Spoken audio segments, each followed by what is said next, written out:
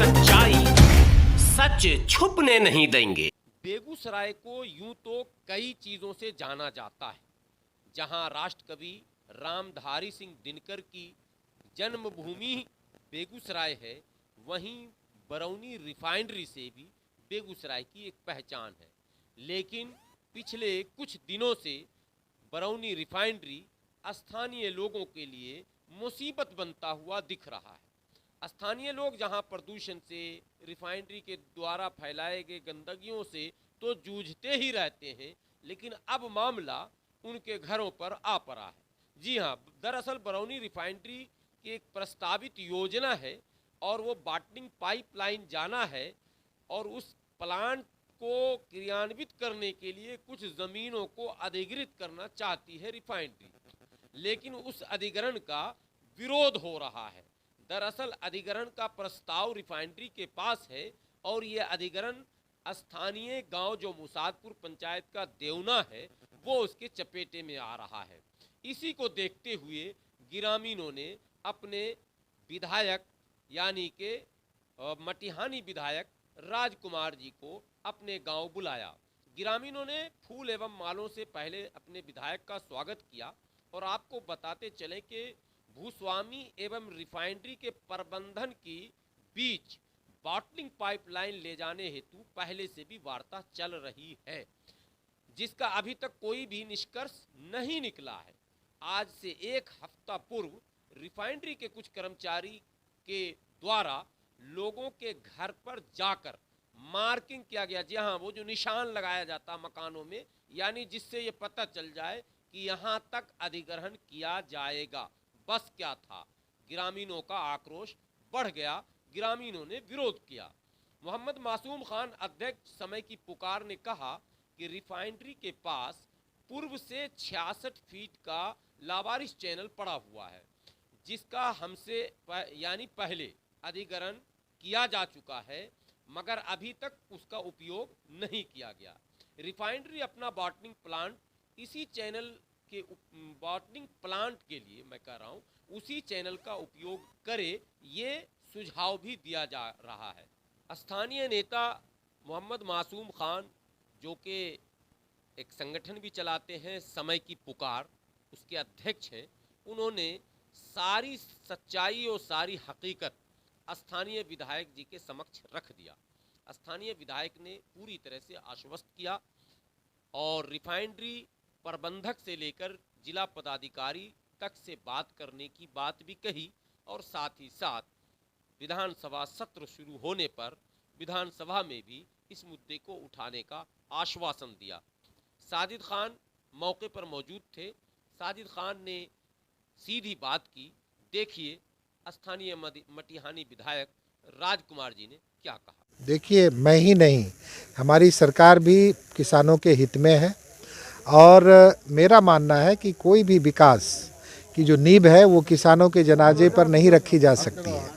जहाँ पे विकास ज़रूरी है और विकास के लिए अगर कोई रास्ता अपनाया गया है और उस रास्ते का विकल्प भी मौजूद है, तो जो बेहतर विकल्प क्या हो सकता है, जो लोगों के हित में हो, किसानों के हित में है, उस विकल्प की ओर सरकार बिल्कुल ध्यान देती है। और जो स्थानीय अभी आईओसी जो आपका काम कर रही है, उनको भी उसी पर ध्यान देना पड़ेगा। और हम लोगों ने अभी बात भी किया है उनके प्रोजेक्ट मैनेजर से कि आप ऑन दी स्पॉट आकर और देखें, और अगर बेहतर विकल्प उपलब्ध है तो आप उस विकल्प पे ही कार्य करना पड़ेगा। किसानों के साथ हम बिल्कुल हैं, आप लोगों के साथ में। आपके हक की लड़ाई को हम लोग बिल्कुल मुखर तरीके से आगे बढ़कर लड़ेंगे। सर, कुछ दिन पहले आए थे सरकार विभाग से और इंजीनियर, साइट इंजीनियर लोग, लेकिन चूना मार्किंग करके चले गए हैं, तो उस पर क्या कहना है? देखिए, वो चूना मार्किंग करना उनका एक अपनी प्रक्रिया है। उनको जो अलाइनमेंट मिला है उस पर उन्होंने मार्किंग कर दिया। वो टेक्निकल लोग होते हैं, वो ठेकेदार होंगे, उनको जो अलाइनमेंट दिया गया उस पे उन्होंने मार्किंग कर दिया। लेकिन आपकी आपत्ति है इस पर, और हमने भी साइट पर देख लिया कि विकल्प यहाँ पे बेहतर विकल्प मौजूद है। यहाँ पे आईओसी के लिए जो नहर खुदा हुआ है, सफिशिएंट ज़मीन है, वहाँ पर 66-70 फीट की ज़मीन है, और नहर के अलॉन्ग अगर पाइपलाइन जाता है तो किसानों की भी को भी दिक्कत नहीं होगी और आईओसी का भी काम हो जाएगा। तो इस पे हम लोग बातचीत करेंगे और देखते हैं, उम्मीद रखिए निश्चित रूप से हम लोग किसानों के हक में काम करेंगे। इसी क्रम में स्थानीय नेता मासूम खान, जो कि अध्यक्ष हैं समय की पुकार संगठन के, उन्होंने क्या कहा वो भी सुने। विधायक जी का धन्यवाद करता हूं कि इन्होंने हमारी बात को बहुत ही करीब से सुना है, क्योंकि देखिए यहाँ पर समस्या किसान या ज़मीन या इसकी बात नहीं है। यहाँ पर समस्या ये है कि जब लोग यहाँ पर बसे हुए हैं, उनका घर बना हुआ है, उनके पास मात्र 1 कट्ठा 2 कट्ठा ज़मीन बचा हुआ है। मतलब कि अगर ये ज़मीन उनसे ली जाती है तो भूमिहीन हो जाएंगे। जहाँ पर सरकार को व्यवस्था बनाना चाहिए किसी को बसाने का, यहाँ पर ये उजाड़ना चाहते हैं। सबसे पहली बात यहाँ पर है कि जो पाइपलाइन ये जो लेके आ रहे हैं, ये पाइपलाइन जो है ये नहर के माध्यम से ही लेके आ रहे हैं। ये जो रिफाइनरी से निकला है नहर के माध्यम से निकला है, और यहाँ पर रेलवे आके ये डाइवर्ट कर रहे हैं। इनके डाइवर्ट करने का अभी तक वजह हम लोग को नहीं पता चला है। कई बार इनसे हम लोग से शिष्टाचार मुलाकात भी हुई, हम लोगों ने इनसे वार्ता भी किया, हमने उनको समझाया भी है कि आप जो ये रास्ता अपनाए हैं, यहाँ पर 200 परिवार आपका विनाश का रास्ता है। ये विकास का रास्ता नहीं है, विनाश का रास्ता। आपके पास एक प्रपोज जो एक्वायर किया हुआ आपने 1964 से, वो लवारिस पड़ा हुआ है। जो आपने जो हमसे लिया है उसको आपने अभी उपयोग भी नहीं किया है, वो ज़मीन पड़ा हुआ है। और उसको माध्यम से अगर आप लेके जाते हैं वहाँ पर, तो जो ये समस्या बनी हुई है, जो लोग आपत्ति लगा रहे हैं, आपके साथ खड़े होके ये हम आपका सहयोग करेंगे। ये आपका 50 फीट आपको चाहिए, और ये नहर 64 फीट का है, 66.5 फीट का है। तो आपको 50 फीट के साथ साथ आपको व्यवस्था हमारा विकास करने का भी मिल जाएगा कि 5 फीट का रास्ता आप इधर बना दीजिएगा, 5 फीट का रास्ता इधर बना दीजिएगा। कल के मेडिकल कॉलेज आने वाला, यहाँ पर पेप्सी एजेंसी आ गई है। हम लोग को भी विकास चाहिए। हम लोग ने अपना ज़मीन दिया है रिफाइनरी में, बियाडा में, NH में। अब हम लोग को यहाँ बसाया गया है। बसाने के बाद लोगों ने 1 कट्ठा 2 कट्ठा लेके यहाँ बसना शुरू किए। अब फिर वो हमसे अब मांग रहे हैं। अगर ये सरकार आपकी मांगे पूरा की तो आप कहाँ तक इस आंदोलन को लेकर जाएंगे? देखिए, हमें विश्वास है कि सरकार हमारी बात सुनेगी। जब हमारे विधायक हमारे साथ है तो हमको जो है डरने की बात नहीं, क्योंकि हम लोग जानते हैं कि विधायक जी का इतिहास है और युवा है, ये हमारी बात समझ रहे हैं। और ये हम लोग इंशाल्लाह प्रयास करते हैं कि हमारे साथ ये खड़े रहें। इसके बाद बारी बारी से स्थानीय लोगों ने भी देश की सच्चाई के समक्ष अपनी बात रखी। आप क्या कुछ कहेंगे सर? कुछ कहना है आपको?